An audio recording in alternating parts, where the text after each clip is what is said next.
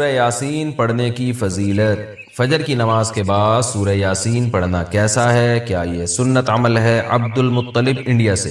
مسند دارمی کی حدیث ہے کہ نبی صلی اللہ علیہ وسلم نے فرمایا جس نے صبح سورہ یاسین کی تلاوت کی تو اللہ تعالیٰ اس کے اس طرح کے الفاظ ہیں کہ اس کے سارے کام پورے ہو جائیں گے، لیکن یہ حدیث سند کے لحاظ سے بہت زیادہ ضعیف ہے۔ فجر کے بعد کون سے کام کریں؟ فجر کے بعد ایک مسلمان کی کیا روٹین ہونی چاہیے، اس پر روشنی ڈالیں۔ ابو حنین کراچی سے۔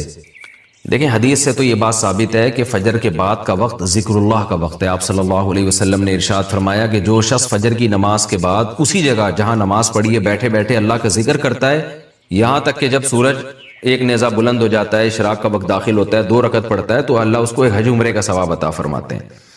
تو بہت سارے اسلاف اسی پر عمل کرتے تھے کہ فجر کی نماز کے بعد اللہ کا ذکر کیا کرتے تھے۔ یہاں تک فقہا نے لکھا ہے کہ فجر کی نماز کے بعد تلاوت کرنے سے بہتر ہے ذکر کرنا۔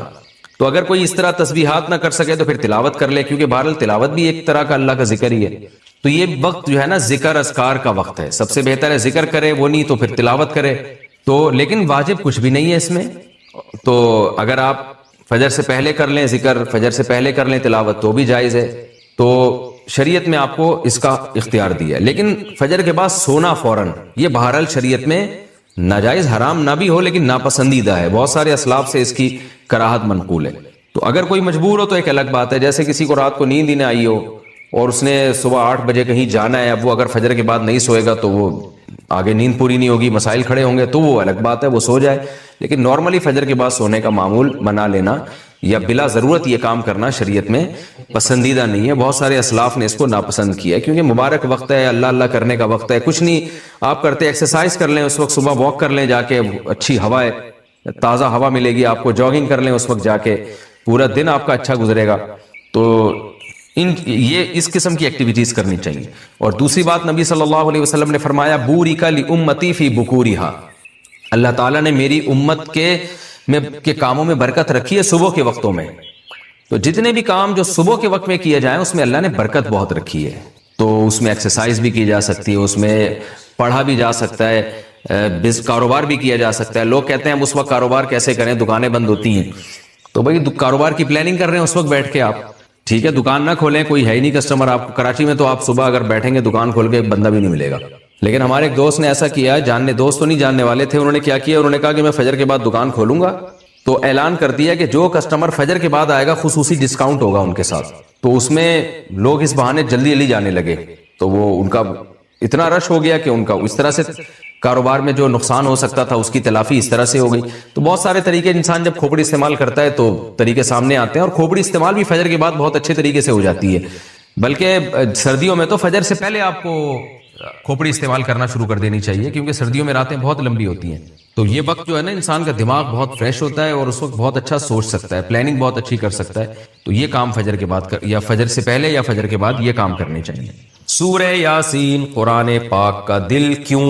سورہ یاسین کو قرآن پاک کا دل کیوں کہا جاتا ہے، اس کی کیا وجہ ہے؟ شمائلہ سبی سے شمائلہ صاحبہ نے پوچھا ہے۔ جی یہ بھی پوچھا تھا بیچاری خاتون نے، رمضان سے 2 مہینے پہلے پوچھا ہوگا، جواب اب مل رہے ہیں ان کو۔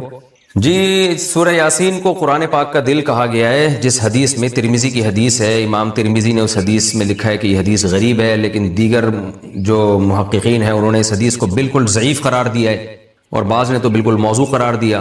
تو موضوع قرار دینے والی بات تو تھوڑی مبالغہ لگتی ہے، لیکن ضعیف بہرحال یہ حدیث ہے جس میں آتا ہے کہ سورہ یاسین قرآن کا دل ہے، اور ضعیف بھی بہت زیادہ ضعیف حدیث ہے۔ تو اب جب کوئی کسی چیز کی فضیلت میں ضعیف حدیث ہوگی تو پھر اس میں علماء کی 2 رائے ہیں۔ بعض علماء کہتے ہیں کہ اس سے کوئی شرعی مسئلہ تو ثابت ہو نہیں رہا، لہذا اس حدیث کو بیان کرنے میں کوئی حرج نہیں ہے، فضائل میں ضعیف حدیث بیان کی جا سکتی ہے۔ اور بعض علماء کا موقف ہے کہ نہیں بھائی، فضائل کے باب میں بھی احتیاط کرتے ہیں کہ جی حدیث صحیح ہی ہونی چاہیے۔ تو اس میں ہمارے ہاں نا غلو بہت ہے۔ بعض لوگ کیا کہتے ہیں، کسی نے سورہ یاسین کی فضیلت میں ضعیف حدیث سنا دی تو بعض لوگ ان کے خلاف کلپ بنا کے ڈال دیتے ہیں، یہ دیکھو ان کو تو پتہ ہی نہیں حدیث ضعیف ہے اور نبی پر بہتان باندھ رہے ہیں، اور دیکھو ان کے پاس علم نہیں ہے۔ تو یہ بھی جہالت کی بات ہے۔ ضعیف حدیث اور موضوع میں فرق ہوتا ہے۔ تو اور بعض کیا کرتے ہیں، ان کا معیار ایسا ہوتا ہے، اتنا گر جاتا ہے کہ ان کو صحیح حدیث سے پتہ نہیں کچھ چڑ سی ہو جاتی ہے، وہ کبھی کسی موضوع پر التزام ہی نہیں کرتے کہ ہم صحیح حدیث پیش کر دیں لوگوں کے سامنے۔ اس بارے میں صحیح حدیث بھی ہوتی ہیں اس موضوع سے متعلق۔ تو اس لیے اعتدال کی رائے یہی ہے کہ آپ کا جو موقف ہے آپ وہ بیان کر دیں اور دوسرے پہ طنز نہ کریں آپ. تو ہماری رائے یہی ہے کہ جب ہمارے پاس صحیح احادیث سے اتنی چیزوں کی فضیلتیں ثابت ہیں تو ہمیں ضعیف کی طرف جانے کی ضرورت نہیں ہے. تو میرا تو طریقہ یہی رہا ہے کہ بھئی جب سورہ یاسین کے بارے میں جو یہ حدیث ہے کہ قرآن پاک کا دل ہے، یہ صحیح حدیث نہیں ہے، تو میرا موقف یہی ہے کہ اس میں احتیاط کی جائے، نہ بیان کی جائے وہ حدیث. لیکن اگر کوئی عالم یہ حدیث بیان کرتے ہیں ممبر پہ سورہ یاسین کی فضیلت میں، تو ان پہ طنز نہیں کیا جا سکتا، کیونکہ کوئی شرعی مسئلہ نہیں بیان کیا جا رہا. کیونکہ سورہ یاسین کا مضمون بہرحال اتنا جاندار، اتنا شاندار ہے کہ اس ضعیف روایت کی تائید اس سے بہرحال ہوتی ہے کہ اس کے مضمون کو جب آپ دیکھتے ہیں تو لگتا ہے کہ یہ واقعی قرآن پاک کا دل ہے. اولم یر الانسان انا خلقناہ من نطفۃ فاذا هو خصیم مبین. نبی کے پاس ایک شخص جو ہے نا قبر کی بوسیدہ ہڈی لے کر آیا اور کہنے لگا اس میں جان کون ڈالے گا. سورہ یاسین میں اللہ نے آخری رکوع نازل کیا کہ یہ انسان جو آپ کے پاس ہڈی لے کر آیا ہے یہ دیکھتا نہیں ہے ہم نے اس کو منی کے قطرے سے بنایا، اور آج یہ ہم پہ اعتراض کر رہا ہے کہ اس بوسیدہ ہڈی میں کون جان ڈالے گا. قل یحییھا الذی انشأھا اول مرہ. آپ اسے کہتے ہیں وہی جس نے اس ہڈی کو پہلی دفعہ بنایا نا، اسی ہڈی سے پوچھئے، بتائے گی جس نے مجھے پہلی دفعہ بنایا ہے وہ مجھے دوبارہ بھی بنا سکتا ہے. تو ایسے جاندار مضامین ہیں سورہ یاسین کے، تو اس لحاظ سے اس کو دل کہہ دینے میں کوئی حرج نہیں ہے. لیکن بہرحال اس بارے میں جو روایت ہے وہ کافی ضعیف روایت ہے. تو ہمارا طرز یہ ہے کہ جو صحیح احادیث ہیں، جیسے عبداللہ ابن عباس رضی اللہ عنہ سے ایک اثر منقول ہے سورہ یاسین کی فضیلت میں، صبح و شام پڑھنا چاہیے سورہ یاسین کو. تو ایسے صحیح روایات کا اگر ہم التزام کریں تو یہ زیادہ بہتر ہے. عام طور پر جو صورتوں کے الگ الگ فضائل کے بارے میں جو احادیث ہیں نا، انسان کی عادت یہ ہے کہ جب اس کی ہر خواہش پوری ہو رہی ہوتی ہے، ہر نعمت اسے مل رہی ہوتی ہے، تو اس کے دل سے نعمت کی قدر ختم ہو جاتی ہے اور وہ ناشکری پہ آ جاتا ہے. اس کو پھر یاد دلانا پڑتا ہے یہ بھی اللہ کی نعمت، یہ بھی اللہ کی نعمت، یہ بھی اللہ کی نعمت. آپ کے دل میں نعمت کی قدر بیٹھ جائے، یہ دو طریقوں سے ممکن ہے. دیکھو ہم ٹینشن میں کیوں جاتے ہیں، پریشان کیوں ہوتے ہیں؟ اس لیے کہ ہم احساس کمتری میں چلے جاتے ہیں. ہمیں ایسا لگتا ہے کہ ہمارے پاس یہ نعمت نہیں ہے، اسی سے پھر ہم ٹینشن میں جانا شروع کرتے ہیں. ایک چھوٹی سی میں اپنے بارے میں وضاحت کروں، میں ٹینشن اور ڈپریشن کے بارے میں بیان بہت کرتا ہوں. تو ہو سکتا ہے کسی کو یہ اعتراض ہو کہ یہ ماہر نفسیات کا ٹاپک ہے، یہ مفتی صاحب کا موضوع نہیں ہے. یہ ممکن ہے نا؟ اب میں جمعے کا ہر بیان گردوں کے بارے میں کرنا شروع کر دوں، گردوں کو کیسے صحت مند رکھا جاتا ہے، کیا کھانا چاہیے کیا نہیں کھانا چاہیے، تو آپ کیا کہیں گے؟ بھائی مفتی صاحب یہ کڈنی کے اسپیشلسٹ کا ٹاپک ہے، عام ڈاکٹروں کا بھی نہیں.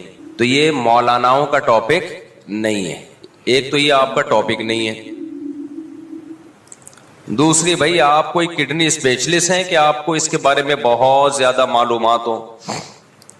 دونوں چیزیں دیکھی جائیں گی نا. یعنی آپ کی نالج بھی اس بارے میں پوری نہیں ہے، اگر ہوتی تو آپ اسپیشلسٹ ہوتے کڈنی کے. دوسرا اگر نالج ہے بھی تو یہ موضوع آپ کا نہیں ہے.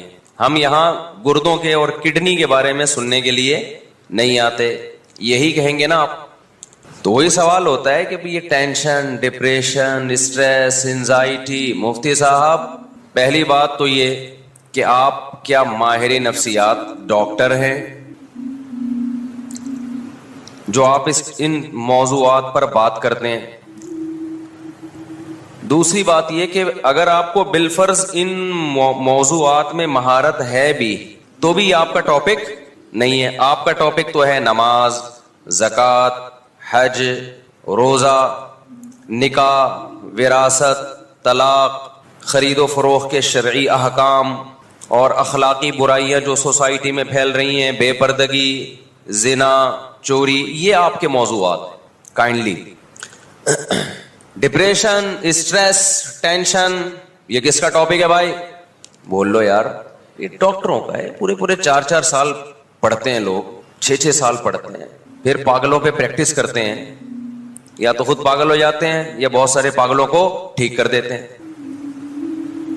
تو وہ کب بیوقوف ہے جو اتنی موٹی موٹی کتابیں پڑھ رہے ہوتے ہیں؟ شعور، تحت شعور، وہ دیکھا ہوگا نا نفسیات کی کتابوں میں آپ نے، انکانشیس، کانشیس، پوری زندگی ان کی اسی بحث میں گزرتی ہے. تو میں پھر اس پہ اتنا کیوں بولتا ہوں اکثر میرے بیان میں یہ آ رہا ہوتا ہے بھائی یہ ڈپریشن کا علاج ہے, اسٹریس کا علاج ہے.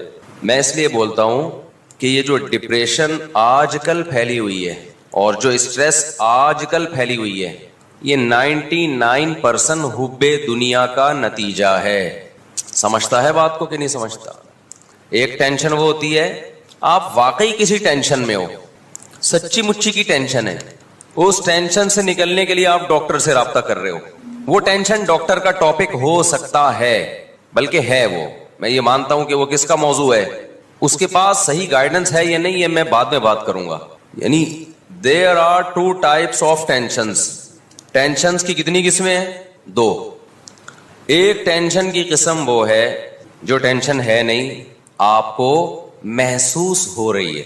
کچھ چیزیں اتنی ہوتی نہیں ہے, محسوس زیادہ ہوتی ہیں. ابھی اس پہ ایک کلپ وائرل ہوا ہے کسی کا بڑا زبردست, اس میں لکھا ہوا ہے کہ یہ لکھا ہوتا ہے نا میڈیکل کی کتابوں میں یا سائنس کی کتابوں میں کہ ٹیمپریچر اتنا ہے, فیل اتنا ہو رہا ہے, فیل لائک ایسا ہوتا ہے نا بھائی ٹیمپریچر 30 ہے اور فیل کتنا ہوگا 35 یا 34.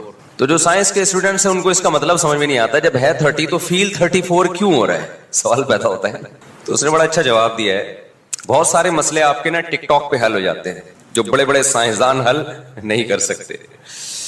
تو اس نے کہا کہ دیکھو آپ کے والد صاحب آپ کی بے عزتی کر رہے ہیں, آپ کو بے عزتی فیل ہو رہی ہے, اچانک آپ کے دوست آ جائیں تو بے عزتی کا جو تناسب ہے وہ تو وہی رہے گا, فیلنگ آپ کی, بولو یار کیا ہو گیا, بڑھ جائے گی, فیلنگ بڑھ جائے گی آپ کی. بے عزتی تو اتنی ہے جتنی ہوئی ہے آپ کی. کوئی بندہ آ جائے, کوئی آپ کا دوست جاننے والا جس کے سامنے آپ کے ابا نے بے عزتی کی ہے, تو بے عزتی کا لیول وہی ہے, تناسب وہی ہے, بے عزتی کی فیلنگ کیا ہو جائے گی. تو انہوں نے کہا ایسے ہی بعض دفعہ ٹیمپریچر 30 ہوتا ہے, لگتا کتنا ہے 35 لگ رہا ہوتا ہے. تو میں نے یہ لطیفہ برائے لطیفہ نہیں سنایا, بعض دفعہ ٹینشن 10 ڈگری ہوتی ہے, فیل 99 ڈگری ہو رہی ہوتی ہے, اگر ڈگری میں ہم اس کی یونٹ کو فرض کر لیں. بعض دفعہ ہوتی ہی نہیں ہے ٹینشن, بلا وجہ کی فیل ہو رہی ہے آپ کو, سمجھتے ہو, بلا وجہ کی کچھ بھی نہیں ہے, آپ کو خامخواہ میں فیل ہو رہی ہے. 3 درجات ہیں, ایک یہ کہ ٹینشن 10 ڈگری ہے, یا ہم ٹیمپریچر سے ہی کر لیتے ہیں نا اس کو کمپیئر, ٹینشن 30 ڈگری ہے, فیل کتنی ہو رہی ہے 35.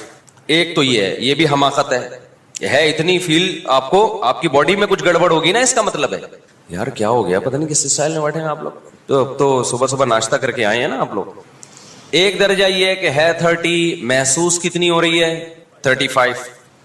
ایک درجہ یہ ہے کہ ہے 30 اور محسوس بھی کتنی ہو رہی ہے 30 ہی ہو رہی ہے. ایک درجہ یہ بہت ہی عجیب ہے, وہ یہ کہ ٹیمپریچر 0 سے بھی کم ہے, یعنی ٹیمپریچر ہے ہی نہیں, -30 ہے اور محسوس +30 ہو رہا ہے, یعنی سردی لگنی چاہیے, مائنس میں ٹیمپریچر چل رہا ہے, ٹیمپریچر کا کوئی سبب موجود نہیں ہے, ڈیپ فریزر میں بیٹھا ہوا ہے پھر بھی گرمی لگ رہی ہے. تو یہ تو پاگل پنے کی انتہا ہے یا نہیں ہے؟ کیا خیال ہے بھائی؟ یہ تو لگ رہا ہے کوئی اور ہی مخلوق ہے, یہ انسان کا بچہ نہیں ہے. ابھی پتہ ہے کیا ہے, اب یہاں میں نے جو مثال دی ہے نا اس پہ فٹ کریں اس کو. ایک تو یہ ہے کہ آپ کو جو پریشانیاں ہیں 30 ڈگری ہیں, محسوس کتنی ہو رہی ہیں 35. یہ بھی حماقت ہے یا نہیں ہے؟ جتنی ٹینشن ہونی چاہیے اس سے ڈبل ہو رہی ہے, 30 کے بجائے 60 ہو رہی ہے. چھوٹا سا غم ہے, محسوس کیا ہو رہا ہے بہت زیادہ. پاگل پن ہے یا نہیں ہے؟ یہ تو بول لو کہ پاگل پن ہے. ایک یہ ہے کہ ٹینشن 30 ہے اور محسوس بھی کتنی ہو رہی ہے 30 ہی محسوس ہو رہی ہے, یہ نارمل آدمی کو ہو سکتا ہے. ایک یہ ہے کہ ٹینشن ہے ہی نہیں, خوشیاں ہی خوشیاں ہیں, محسوس ٹینشن ہو رہی ہے. ابے کیا ہو گیا, زندگی خوشیوں سے بھری ہوئی ہے, محسوس کیا ہو رہی ہے اسٹریس میں جا رہا ہے, اوپر کی سیٹنگ پریشانیوں کی وجہ سے آؤٹ ہو رہی ہے, حالانکہ ہے وہ خوشیوں میں. 99% لوگ اس زمانے میں اس لیول پہ ہیں, اس کیٹیگری میں ہیں. خوش ہونے کا موقع تھا, شکر کا موقع تھا, نعمتوں کے سمندر میں ڈوبے ہوئے ہیں, محسوس کیا ہو رہا ہے ان کو, ٹینشن محسوس ہو رہی ہے. تو اب ہوگا کیا؟ تو یہ مذہب کا ٹاپک اس لیے ہے کہ یہ ہے ناشکری, جس کی بیس پہ آپ کو پریشانی ہو رہی ہے. اور ناشکری کس کا ٹاپک ہے بھائی؟ یہ تو مذہب کا ٹاپک ہے نا, شکر گزار بنانا یا نا شکرا. شیطان شکر گزار تھا کہ نا شکرا تھا؟ نا شکرا تھا. ٹینشن میں گیا کہ نہیں گیا؟ جب نا شکری ہوتی ہے تو ٹینشنیں ہوتی ہیں. ٹینشن میں گیا, ابے میں آگ کا بنا ہوا, یہی باتیں کر رہا تھا نا, میں آگ کا بنا ہوا, یہ مٹی کے بنے ہوئے, میں ان کو سجدہ کیوں کروں. سخت قسم کی ڈپریشن میں تھا شیطان اس وقت, حالانکہ خوش ہونے کا موقع تھا. یہ ٹینشن اور ڈپریشن کا موقع نہیں تھا. خوش کیوں ہوتا؟ اللہ کی نعمتوں کو سوچتا کہ آگ سے بنایا مجھے کس نے؟ اللہ نے بنایا. مجھے اتنا اونچا مرتبہ کس نے دیا؟ اللہ نے دیا. مجھے تو اللہ گدھا گھوڑا بھی بنا سکتا تھا, کتا اور خنزیر بھی بنا سکتا تھا. تو میرے رب نے مجھ پر احسان کر کے ایک کتے گدھے گھوڑوں سے اعلیٰ مخلوق بنا دیا. تو شکر کا موقع تھا یا نہیں تھا؟ اس سے پتہ چلتا ہے ٹینشن ہمیشہ ناشکری سے پیدا ہوتی ہے. شکر سے ٹینشن ریلیز ہوتی ہے, ٹینشن بولتے کیوں نہیں ختم ہوتی ہے. شیطان الٹا سوچ رہا تھا, اتنی ٹینشن میں آیا, بولے یہ کیا یار, ہاؤ از اٹ پاسبل, یہ کیسے ممکن ہے کہ میں مٹی کی بنی ہوئی مخلوق کو سجدہ کروں. اور یاد رکھو, مجھے ایک بات بتاؤ, ٹینشن میں صحیح فیصلے ہوتے ہیں یا غلط فیصلے ہوتے ہیں؟ ٹینشن میں کبھی کسی کو دیکھا صحیح فیصلہ کرتے ہوئے؟ غصے میں آئے اور ایک دم صحیح فیصلہ کر دیا اس نے. طلاقیں خوشی میں ہوتی ہیں, غصے میں ہوتی ہیں؟ غصے میں ہوتی ہیں. پھر بعد میں 99% لوگ پچھتاتے ہیں, اور بہت سے لوگ طلاقیں دے کے غلط کام کرتے ہیں. ٹینشن میں طلاق دی, غلط کام کیا, پھر 3 طلاقوں کے ایک ہونے کا فتویٰ لے کے اس سے بھی زیادہ غلط کام کر لیا. ساری زندگی حرام کاری میں مبتلا رہتے ہیں, سمجھتے ہو؟ اور دعویٰ یہ کرتے ہیں ہم صرف قرآن و حدیث کو مانتے ہیں, اور جب ان کو قرآن و حدیث کے دلائل دیے جائے تو کہتے ہیں اختلافی مسئلہ ہے. جہاں سے راستہ ملے گا وہاں کیا کرے گا؟ بھاگے گا. پھر جب ان کو بتایا جائے جنہوں نے کہا اختلافی ہے وہ اختلافی ہے نہیں, اجماعی ہے, پھر کہتے ہیں بھائی ہم تو مفتیوں کے قول کے پابند ہیں, ہمیں تو ایک مفتی نے فتویٰ دیا ہے. آخرت کی عدالت جو لگے گی نا, اس میں طبیعت سے چترول لگ جائے گی. ہمارا کام بتانا ہے, منوانا نہیں. طلاقیں دیتے کہ بیویوں کو جو رکھتے ہو نا اہل حدیث سے فتویٰ لے کے, بیوی حلال نہیں ہوتی اس سے, سمجھتے ہو کہ نہیں سمجھتے؟ زبان پہ قابو رکھا کرو, غصے میں اپنے آپ پہ کنٹرول کیا. بچے کی جب شادی ہو نا, شادی سے پہلے بتا دو طلاق کا لفظ زبان سے مذاق میں بھی نکالا تھپڑ آئے گا, اس کو پہلے بتا دو. سر پھاڑ دیا نا, اس کی تلافی ہو سکتی ہے, ٹانکے لگ جائیں گی, جڑ جائے گا دوبارہ. میں نے بہت سے لوگ دیکھے ان کا سر کھل گیا تھا, ڈاکٹروں نے ایلفی سے جوڑ دیا. وہ ایو کلینک میں ایک آدمی کی ٹانگ کٹ کے الگ ہو گئی تھی. ایو کلینک کے سینئر ڈاکٹر تھے, اللہ مغفرت کرے, انتقال ہو گیا, انہوں نے پوری ٹانگ جوڑ دی, دوبارہ پوری کٹ کے الگ ہو گئی. تو میاں بیوی ایک دوسرے کا سر پھوڑ دیں, ایو کلینک میں امکان ہے کہ ایلفی سے یا سمت بانڈ سے جوڑ دیں وہ, لیکن طلاقیں دینے کے بعد ایو کلینک میں رشتہ دوبارہ نہیں جڑتا. لوگ کہتے ہیں ایو کلینک کیا ہے, کراچی سے باہر والوں, ایو کلینک جو ہے ہڈیوں کا ایک بہت بہترین ہاسپٹل ہے, جہاں ٹوٹی ہوئی ہڈیاں جوڑی جاتی ہیں. تو ٹوٹی ہوئی ہڈی جڑ سکتی ہے, 3 طلاقوں کے بعد ٹوٹا ہوا رشتہ بولو نہیں جڑ سکتا. تو میں وہ مثال دے رہا تھا کہ لوگ کہتے ہیں مفتی صاحب ٹینشن پہ بیان کرتے ہیں. یہ کس کا ٹاپک ہے بھائی؟ نفسیاتی ڈاکٹروں کا. تو 2 چیزیں ہیں, نمبر 1 یہ نفسیاتی ڈاکٹروں کا ٹاپک ہے, میں مانتا ہوں وہ تو پڑھے یہی ہیں, لیکن پہلے یہ کس کا ٹاپک ہے؟ مذہب کا. کیونکہ آج ٹیمپریچر 0 سے نیچے گیا ہوا ہے اور آپ کو گرمی لگ رہی ہے, اس کا مطلب آپ کی اوپر کی کھوپڑی سیٹ نہیں ہے. تو شکر کی تمام چیزیں, تمام قسم کی نعمتیں آپ کے پاس موجود ہیں اور آپ کو ٹینشن ہو رہی ہے, اس کا مطلب آپ ناشکرے ہو. اس ناشکری کی وجہ سے جو آپ کو ٹینشن ہوگی, اس ٹینشن میں ثواب نہیں ملے گا بلکہ آپ کو گناہ ملے گا. دنیا سے بھی گئے اور آخرت سے بھی گئے. آج جو لوگ پریشان ہیں نا, میں پریشان, فلانا پریشان, ڈمکانا پریشان, وہ سمجھتا ہے میں پریشانیوں میں میری زندگی گزر رہی ہے تو بہت ثواب مل رہا ہے. بالکل بھی نہیں مل رہا آپ کو. آپ کو خوش ہونا تھا, اللہ کہے گا میں نے تجھے اتنی نعمتیں دی تھی, کم بخت تجھے تو خوشی بھری زندگی دی تھی, تو ناشکرا ہے. تو یہ دیکھ رہا ہے مجھے کیا کیا نہیں ملا, یہ نہیں دیکھ رہا کہ کیا کیا ملا ہوا ہے. بتاؤ شیطان جو ٹینشن میں آیا تھا, پہلے بتاؤ شیطان ٹینشن میں آیا تھا کہ نہیں آیا تھا؟ جب اللہ میاں نے کہا آدم کو سجدہ کرو, ایک دم غصے میں بھی آیا, ٹینشن میں بھی آیا, تو کیا اس ٹینشن میں شیطان کے گناہ معاف ہونا شروع ہو گئے؟ بھائی حدیث میں آتا ہے مسلمان کو کوئی بھی غم, کوئی بھی تکلیف پہنچتی ہے اس سے اس کے گناہ معاف ہوتے ہیں، ہے نا حدیث میں. یہاں تک کہ نبی صلی اللہ علیہ وسلم نے فرمایا ایک کانٹا بھی اگر چبھتا ہے تو بھی گناہ معاف ہوتا ہے. تو بڑے بڑے غموں میں تو بڑے بڑے گناہ معاف ہوتے ہوں گے. یہاں تک کہ نبی نے فرمایا ایک شخص جنت میں جائے گا، وہ یہ دیکھے گا میرے اعمال میں اتنی زیادہ نیکیاں، میری نیکیوں کا پلڑا اتنا بھاری. وہ اللہ سے کہے گا اے اللہ میں نے تو نہ تہجد پڑھی نہ کوئی بہت زیادہ عبادت کی، میرے اعمال میں اتنی نیکیاں کہاں سے آ گئیں، اتنا اچھا میں کیسے بن گیا. اللہ کہے گا تجھے فلاں موقع پہ غم پہنچا تو نے صبر کیا، فلاں موقع پہ غم پہنچا ناشکری نہیں کی تو نے صبر کیا. تو وہ جو تو نے غموں میں صبر کیا ہے نا، وہ سارے غم اور صبر میں نے نیکیوں کے پلڑے میں رکھ دیے.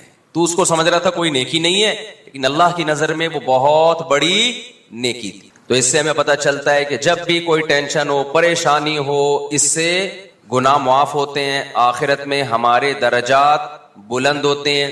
کیوں بھائی رفیع بھائی غلط تو نہیں کہہ رہا؟ اب سمجھو یہ وہ والی ٹینشن ہے جو حقیقت میں ہو.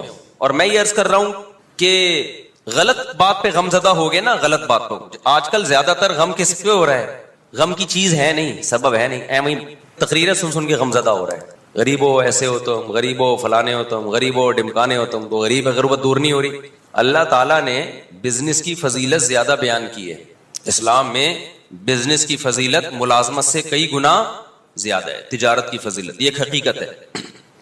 نبی نے فرمایا ایماندار تاجر قیامت کے دن پیغمبروں کے ساتھ ہوگا. تجارت کی فضیلت پر میرا 2 گھنٹے کا بیان ہے، اس میں صرف قرآنی آیات اور احادیث جو تجارت اور بزنس کی فضیلت پر ہیں وہ میں نے بیان کی ہیں. تو اسلام پہلے سے قائل ہے کہ ملازمت پہ ترجیح کس کو دو؟ کاروبار پہ. پہلے ٹماٹر بیچ لو، اپنا بزنس ہونا چاہیے، اس کے تو علماء پہلے سے قائل ہیں. لیکن ہر شخص اس میں کامیاب نہیں ہوگا، کیونکہ بزنس کو رن کرنے کے لیے بھی آپ کو ملازم چاہیے. سارے ہی بزنس کریں گے تو آپ کا بزنس چلے گا کہاں؟ کتنی ایک کامن سینس کی بات ہے یا نہیں ہے؟ آپ نے فیکٹری لگا لی، بہت بڑا بزنس کر رہے ہیں، تو اس کے لیے بھی تو ملازمین چاہیے آپ کو، چوکیدار بھی چاہیے آپ کو اس کے لیے. اب آپ چوکیداروں کو گالیاں دینا شروع کر دو، آپ کمپنی کے جو امپلائیز ہیں ان کو گالیاں دینا شروع کر دو، تو یہ تو اس کی علامت ہے کہ بالکل سینس لیس باتیں کر رہے ہو آپ. قرآن نے یہ مسئلہ حل کر دیا. اللہ فرماتے ہیں کسی کو بہت پیسہ دوں گا، کسی کو غریب رکھوں گا. لِيَتَّخِذَ بَعْضُهُمْ بَعْضًا سُخْرِيًّا سورہ زخرف میں، تاکہ بعض کو ملازم بنا کے رکھیں. اس سے پتہ چلتا ہے کہ ساری دنیا نہیں پیسہ کما سکتی، یہ اللہ کا نظام ہے، کوشش کے باوجود نہیں کما پائے گی. اس میں پھر یہ ہے کہ مالدار اللہ کا شکر ادا کرے، غریبوں کا خیال کرے، اور غریب اللہ کی تقدیر پہ صبر کرے. ہاں وہ غریب جو اپنی حماقتوں کی وجہ سے، سستی کاہلی کی وجہ سے غریب ہو، وہ تو شریعت کی نظر میں بھی برا ہے. خیر، تو ایک ٹینشن وہ ہے. اب میں مثالوں سے بات سمجھا رہا تھا. اب دیکھو شیطان کو ٹھیک ٹھاک ٹینشن ہوئی تھی، اسٹریس میں گیا تھا. اللہ میاں نے کہا آدم کو سجدہ کرو. اتنی ٹینشن ہوئی ہے شیطان کو کہ اس زمانے میں اگر کوئی نفسیاتی ڈاکٹر ہوتے جنات میں یا کوئی چڑیلوں میں، تو شیطان سب سے پہلے ان کی کلینک میں جاتا، کہتا ہے کوئی نیند کی بہت ہی پاورفل قسم کی گولیاں مجھے چاہیے. اللہ میاں نے ایسا آرڈر کر دیا ہے جو میرے لیے عمل کرنا بالکل بھی پاسبل نہیں، میرے درجے کو گھٹایا جا رہا ہے. سوچو اب اتنی ٹینشن، جب اتنی ڈپریشن میں گیا، اتنی تکلیف میں گیا، تو شیطان کے تو سارے گناہ جھڑ جانے چاہیے تھے. کیا خیال ہے بھائی؟ ٹینشن سے گناہ معاف ہوتے ہیں، ایک کانٹے سے معاف ہوتے ہیں. شیطان کو تو پورے چھرے گھونپ دیے تھے کسی نے گویا. دل پہ آرے چلے ہیں شیطان کے، کہتے ہیں نا میرے دل پہ آرے چلے ہیں، اتنا غم پہنچا ہے. لوگ کہتے ہیں نا یہ اسی وقت ہوتا ہے جب آپ کی والی کہیں اور شادی کر لے. پھر دل پہ کیا چلتے ہیں؟ ماں ناراض ہو جائے، آج تک نہیں میں نے دیکھا کسی نوجوان کے دل پہ آرے چلے ہو، ڈپریشن میں گیا ہو. باپ ناراض ہو جائے، میں نے نہیں سنا کوئی نوجوان کے دل پہ آرے چل گئے کہ آج میرے ابا ناراض ہو گئے. آرے جب ہی چلتے ہیں، ہونی آپ کی تھی، ہو اس کی گئی، اس کے بچے آپ کو ماموں کہنا شروع کر دیں. پھر دل پہ کیا چلتے ہیں؟ آرے.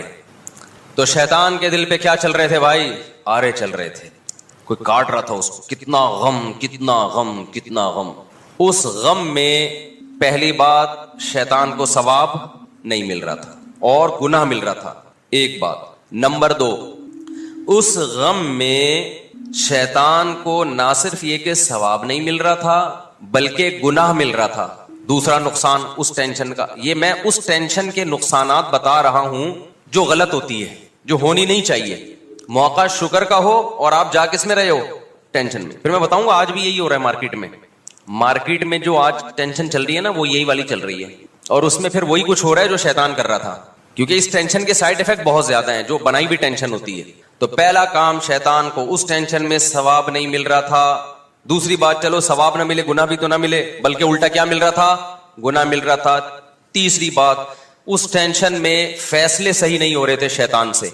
बाज दफा आदमी टेंशन में सही फैसले कर लेता है, जब तक स्ट्रेस नहीं होती फैसला नहीं कर पाता। जब कोई मुसीबत आती है तो सही फैसला कर लेता है। भाई एक बच्चा पढ़ नहीं रहा है, इम्तिहान में फेल हो रहा है, वो फैसला नहीं कर पा रहा कि मैंने पढ़ना है कि नहीं पढ़ना, ये फैसला नहीं हो रहा। लेकिन जब फेल हो गया और देखा कि बेइज्जती हो रही है, और बेइज्जती हो इतनी रही है, फील्ड डबल हो रही है, तो वो इस टेंशन में दुरुस्त फैसला कर लेता है कि आइंदा मैंने बोलो पढ़ना है, अब मैं मेहनत करूंगा। बहुत से लोग इस तरह सुधरे, इसकी आवाज तो तेज करो भाई। बहुत से लोगों को अल्लाह ने इस तरह कोई मुसीबत आई उनके ऊपर और वो इंसान के बच्चे बन गए। वो क्या बन गए, इंसान के बच्चे। जो मार्केट में क्या चल रहे हैं, शॉर्ट चले। हमारे हजरत का कौल है कि इंसान का बच्चा मार्केट में आपको इतने आराम से, हमारे शेख हजरत मुफ्ती रशीद अहमद साहब रहिमहुल्लाह ताला ने अपना जानशीन बनाना था किसी को। होता है ना गद्दी नशीन, जानशीन के मेरे बाद इस्लाह उम्मत जो है, जो लोग हमसे जुड़े हुए हैं, उनका निजाम कौन संभालेगा। इसको उर्फ में गद्दी नशीन कहा। आजकल तो ये गद्दी नशीन बुरे माना में इस्तेमाल होता है ये लफ्ज। जाहिल पीर जो नाइब बना के जाते हैं ना, आमिल लोग, उनको गद्दी नशीन कहते हैं। लेकिन असल में तो इसका तसव्वुर ठीक था ना। जैसे अब्दुल्ला बिन मसूद के गद्दी नशीन अलकमा थे, अलकमा के गद्दी नशीन इब्राहिम नकी थे, उनके हम्माद अलकूफी थे, उनके इमाम हनीफा थे। तो ये इल्मी गद्दी हो गई। एक होती है रूहानी गद्दी, कि कोई बुजुर्ग हैं जिनको से अल्लाह हिदायत का काम ले रहा है, बहुत से लोगों की इस्लाह हो रही है। उनको ये होता है कि मैं दुनिया से चला गया तो मेरा निज़ाम संभालेगा कौन, तो वो किसी को अपना नाइब बनाते हैं। तो हमारे शेख हजरत मुफ्ती रशीद अहमद साहब रहिमहुल्लाह ताला को ख्याल होता था कि मैं अपना नाइब तो किसी को बनाऊं, सारे काम उसके हवाले करूं। अब मैं बुढ़ापे की तरफ जा रहा हूं तो कौन नाइब हो। तो हजरत फरमाते हैं, मैंने बहुत तलाश किया उलमा में, सुलहा में, नेक लोगों में, किसी को अपना जानशीन बनाऊं। बहुत आजमाया, ख्याल होता था भाई ये बंदा इस काबिल है कि इसको अपना जानशीन बनाया जाए। उसको परखते थे बहुत, और फिर उनका मैयार बहुत ऊंचा था। फरमाते फिर एक शेर पढ़ते थे जिसका मफहूम ये, कई साल हो गए ना, 10-15 साल, फिर कहते थे कि इंसान का बच्चा तलाश करना बहुत, ये उनकी राय थी, बहुत मुश्किल है, बहुत मुश्किल। आप ये ना समझे कि ये बाकी सारे माज़अल्लाह गधे के बच्चे हैं। मेरे बयान को लोग उल्टा भी ले जाते हैं ना, कि इसका मतलब ये सारे क्या बैठे हुए हैं। असल में उनका मैयार इंसानियत का बहुत, बोलो, ऊंचा था। जैसे एक मिस्टर कराची होगा तो उसकी जो सेहत है उसका मैयार क्या होगा, बहुत ऊंचा होगा। और एक नॉर्मल आदमी की सेहत का मैयार इतना है, बस लिपिड प्रोफाइल का जो टेस्ट है वो क्या हो, वो क्लियर आ जाए। तो हर आदमी का मैयार दूसरे से मुख्तलिफ होता है। तो हमारे हजरत का मैयार, क्योंकि खुद बहुत परहेजगार थे, तो मैयार उनका ऐसे ही ऊंचा था। तो वो फरमाया करते थे कि आप चिराग लेके तलाश करोगे ना, उनके तजर्बे के बाद उन्होंने कहा इंसान का बच्चा मिलना बहुत मुश्किल। कोई नेक होता है ऊपर से फारिग होता है, कोई नेक होता है मगर इधर से क्या होता है, फारिग। कोई इधर से भी ज़हीन होता है, नेक भी होता है, लेकिन वो अपने आप को अक्ल कुल समझना शुरू कर देता है। वो हकीकत में ज़हीन होता नहीं है। याद रखो, जो भी ज़हीन आदमी होगा ना, वो अपने आप को अक्ल कुल कभी भी नहीं समझेगा। दुनिया में हमेशा बेवकूफ लोग अपने आप को बहुत अक्लमंद समझते हैं, ये बेवकूफों का काम है। तकब्बुर और खुद पसंदी ये बेवकूफों की बीमारियां हैं, ये अक्लमंदों की बीमारियां नहीं है। तकब्बुर होता है ना, पैसा आ गया एकदम अपनी औकात भूल गया, या किसी से कभी मशवरा ही नहीं लेता, समझता है कि जो मुझे अल्लाह ने अकल दी है किसी और को नहीं दी है। इट मीन्स कि ये परले दर्जे का अहमक और बेवकूफ है। समझते हो कि नहीं समझते? देखो मुझे एक बात बताओ, अकल बच्चों में कम होती है, बच्चों में ज्यादा होती है या कम होती है? कम होती है ना बच्चों में। तो बच्चों में खुद पसंदी भी होती है, बच्चे के सामने दूसरे बच्चे की तारीफ करें उसको गुस्सा होता है। बच्चों में तकब्बुर भी होता है बहुत जल्दी, जरा सी बात पे दूसरे बच्चों के सामने इतराने लगते हैं, शो मारने लगते हैं। लेकिन जब मिच्योर होते हैं, समझदार हो जाते हैं, तो ये छिछोरपना छोड़ देते हैं। तो हजरत ने फरमाया कि इंसान का बच्चा तलाश करना क्या है, बहुत मुश्किल। तो फिर मुफ्ती रशीद अहमद साहब ने नाइब बनाया बहुत तवील अरसे के बाद, जो हमारे शेख हैं इस वक्त, हजरत मुफ्ती अब्दुल रहीम साहब। और फिर उन पे एक पूरी एक किताबचा लिखा कि इनको जो मैंने नाइब बनाया है, मैंने ऐसे ऐसे तरीकों से इनको आजमाया है کہ خانقاہوں میں اس آزمائش کا تصور بھی نہیں کوئی کر سکتا.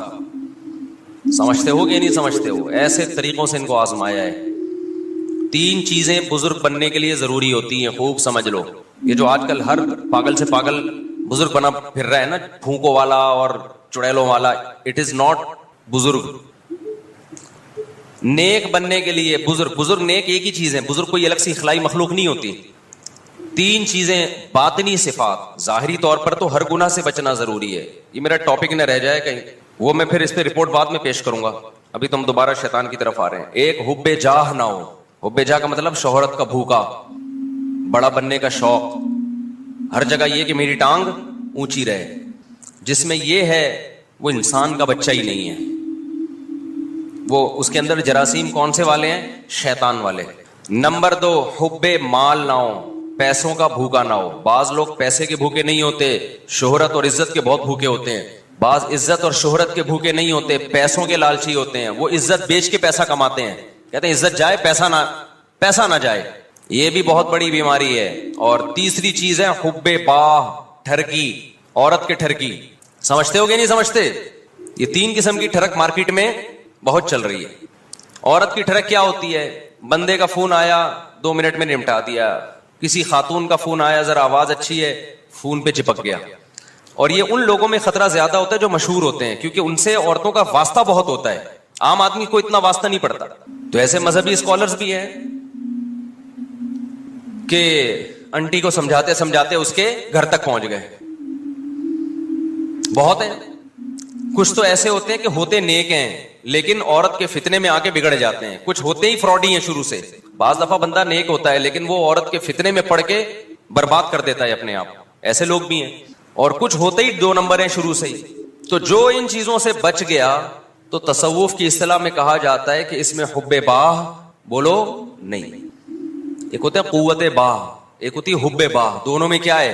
ابے کیا ہو گیا؟ فرق ہے. قوت باہ تو مردانگی کو بولتے ہیں، وہ تو پیغمبروں میں بہت ہوتی ہے. ایک پیغمبر میں 40 مردوں کے برابر قوت ہوتی ہے. تو یہ تو مرد کی مردانگی ہے. ایک ہے حب باہ، ہوس، اندر کچھ بھی نہیں ہے، گٹکے کھا کھا کے تباہ ہو گیا ہے. ٹھڑک اتنی ہے کہ انٹی ایک گلی کے ایک کونے سے گھسے گی نا تو جب تک اس کو دوسرے کونے سے نکال نہیں دیتا نظر نہیں جھکے گی اس کی. آپ دیکھ لو کراچی کے گٹکے والوں کو. صحت کا یہ عالم ہوگا کہ قمیض اتاریں تو پوری پسلیاں آپ گن سکتے ہیں باہر سے. ایکس رے رپورٹ کی ضرورت ہی نہیں ہے. الٹرا ساؤنڈ کے لیے کہ ڈاکٹر نے بولا ضرورت نہیں ہے، یہاں سے پتا نظر آ رہا ہے ہمیں. ٹھیک ہے نا. گٹکوں کا دیکھو، کوئی نیچرلی اگر کوئی لڑکا باریک ہے نا تو اس پہ طنز مت سمجھو، کیونکہ یہ تو اللہ کی بنائی ہوئی وہ ہے. کچھ باریک ہوتے ہیں، کچھ کیا ہوتے ہیں. میں تو گٹکا نہیں کھاتا تھا لیکن میں بہت باریک تھا. یہ تو میں 2013 میں تھوڑا سا موٹا ہوا ہوں. شادیوں کی برکت کہہ لو یا کیا کہہ لو، واللہ عالم. ان کو پتا ہے میں کتنا باریک سا ہوتا تھا. 2013 سے پہلے میری یہی پوزیشن تھی جو میں بیان کر رہا ہوں. لیکن وہ باریکی صحت کی کمزوری کی وجہ سے نہیں تھی، وہ نیچرلی دبلا پتلا. کیونکہ صحت تو پہلے اب سے زیادہ اچھی تھی. اس وقت ہم بھاگتے تھے، پکڑائی میں نہیں آتے تھے. تو پہلے زیادہ اچھی صحت تھی جب دبلے تھے. تو ایک دبلا یا ایک موٹا وہ ہوتا ہے جو نیچرلی اللہ نے کسی کو موٹا بنایا، کسی کو کیا بنایا. یعنی میں اتنا باریک تھا کہ جب میں نے دوسری شادی کی تو بڑے ہنگامے ہوئے خاندان میں. تو ہمارے استاذ نے پوچھا کہ تمہارا وزن کتنا ہے. مجھے یاد ہے میں نے کہا 50 کلو. انہوں نے کہا کام 90 کلو کا کیا تم نے. ویٹ تمہارا 50 کلو ہے اور کام تم نے کون سا کر لیا؟ 90 کلو والا کر لیا. جب میں نے دوسری کی تھی تو وہ بڑی بحثیں بہت چلتی تھی. ایک دفعہ میں بیٹھا ہوا تھا تو میری پنڈلی نظر آ رہی تھی بہت ہی باریک سی. ہمارے استاذ کی عادت تھی مزاح کرنے کی. انہوں نے کہا بھائی یہ پنڈلی نیچے کرو یار. باتیں 2 4 شادیوں کی چل رہی ہیں اور یہ پنڈلی جو ہے نا آپ کی یہ کہہ رہی ہے کہ نہیں بھائی یہ نہیں ہو سکتا.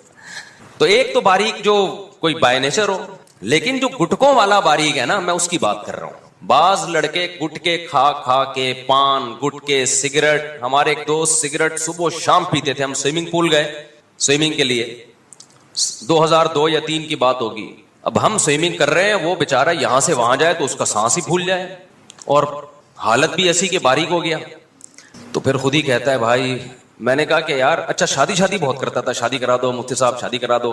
پھر ایک دن خود ہی کہنے لگا مفتی صاحب آج جو میں نے اپنا اسٹیمنا چیک کیا نا سوئمنگ میں، اپنے بارے میں کہہ رہا تھا، تو مجھے لگتا ہے دھواں ہی نکلے گا. سمجھ رہے ہیں؟ مجھے لگتا ہے اب کیا ہوگا، دھواں ہی نکلے گا. بیچارہ یہاں سے وہاں جاتا، اس کا سانس پھول جاتا.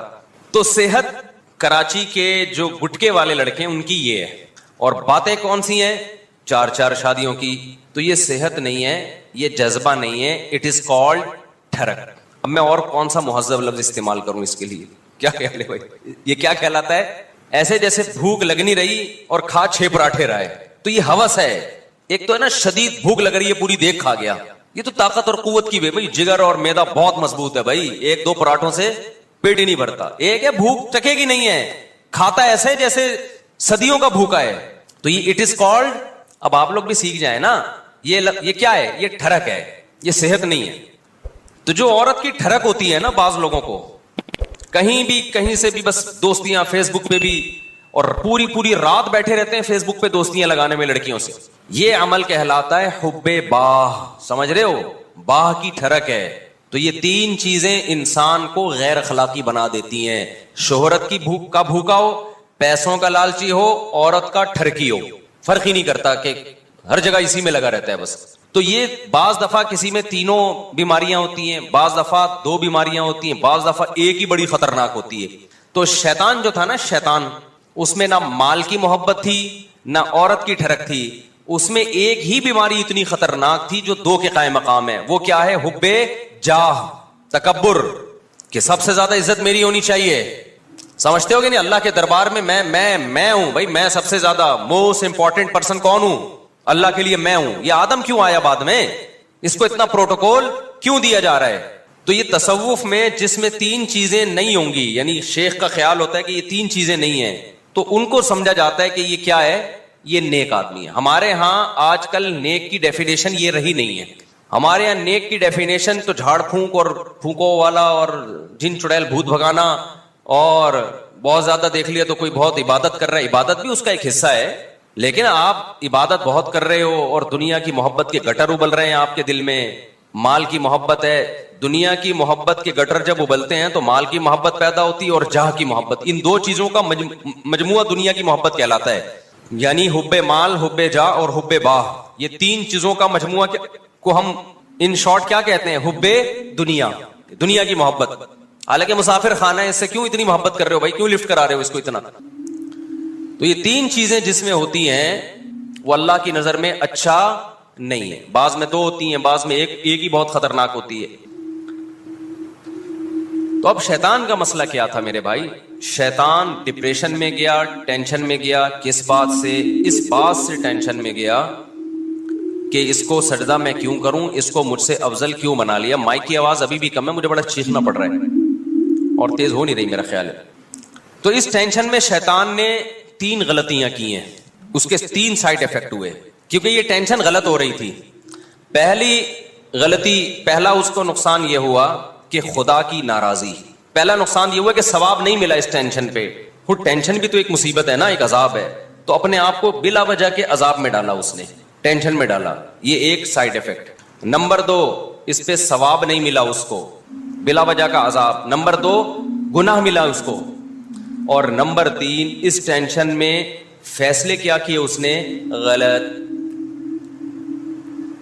ہونا یہ چاہیے تھا کہ جب اس کو ٹینشن ہوئی وہ جا کے تھوڑا آرام کرتا. اے اللہ, ابھی تو مجھے سمجھ میں نہیں آ رہا, تو نے آدم کے بارے میں حکم دیا کہ میں سجدہ کروں, میں بہت ٹینشن میں اس وقت, تو اے اللہ کل دیکھوں گا اس بارے میں, غور کر کے تجھے بتاؤں گا. بات یہ بھی غلط تھی بھائی, اللہ کا آرڈر فوراً پورا کرو, لیکن ڈیلے کر دیتا. کیا خیال ہے بھائی, ابھی فیصلہ نہیں ہو رہا, ابھی میں بہت غصے میں ہوں. جیسے جو طلاقیں دے دیتے ہیں, میں ان سے کہتا ہوں بھائی لڑائی ہو رہی ہے, بیگم کو بولو ابھی میں بہت غصے میں ہوں. بیگم مانگ بھی رہی ہوتی ہے بعض دفعہ نا, دے دو طلاق دے دو, تو غصے میں دے دیتا ہے. تو اس کو بولو بھائی ابھی میں بہت غصے میں ہوں, اس ٹاپک پہ ہم کل بات کریں گے. گٹکا کھانے چلا, ایسے موقع پہ گٹکا جائز ہے, کچھ تو کھائے نا, ٹائم گزارے باہر جا کے. گٹکے کا علاج ہو جائے گا, تیزاب سے کلیاں کرا دیں گے, ڈیٹول سے کلیاں کرا دیں گے ہم اس کو, طلاق کا علاج نہیں ہوگا. تو اب کیا ہے؟ فیصلے غلط. وہ غلط فیصلہ شیطان کا کیا تھا؟ بھائی ریلیکس ہو جا, کسی ڈاکٹر کے پاس چلا جا, 2 ٹیبلٹ کھا کے سو جا, جب ذرا اسٹریس اور کھچاؤ کم ہوگا پھر فیصلہ کرنا. نا, فیصلے بھی سارے ابھی ہوں گے. وہ فیصلہ کیا ہے؟ اللہ کا تو کچھ بگاڑ نہیں سکتا تھا. تو اس نے کہا کہ اے اللہ, اس شیطان, اس آدم کی وجہ سے میں مردود ہوا نا, تو مجھے قیامت تک زندگی دے. میں اس آدم اور اس کی ذریت کو پورا زور لگا دوں گا, جنت میں جانے نہیں دوں گا, کچھ بھی ہو جائے, ایسی کی تیسی.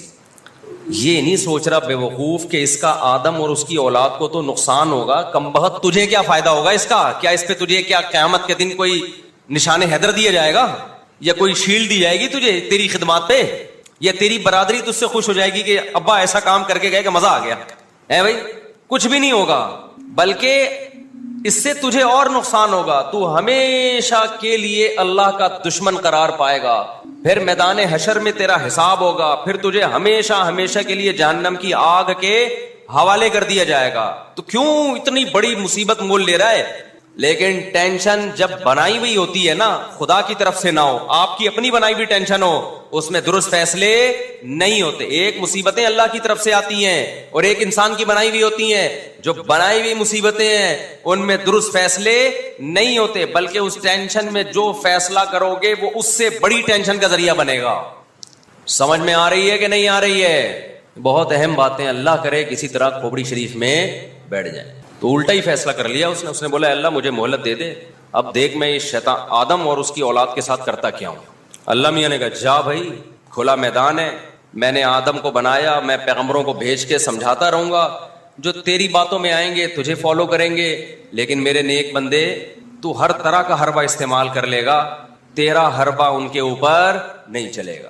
یہ ہے کھلا میدان ہے, میچ ہے, اننگ ہے, جا تو بھی کھیل اور میرے نیک بندے بھی کھیلیں گے تیرے ساتھ. اور یہ مقابلہ اب تک چل رہا ہے اور قیامت تک. بولو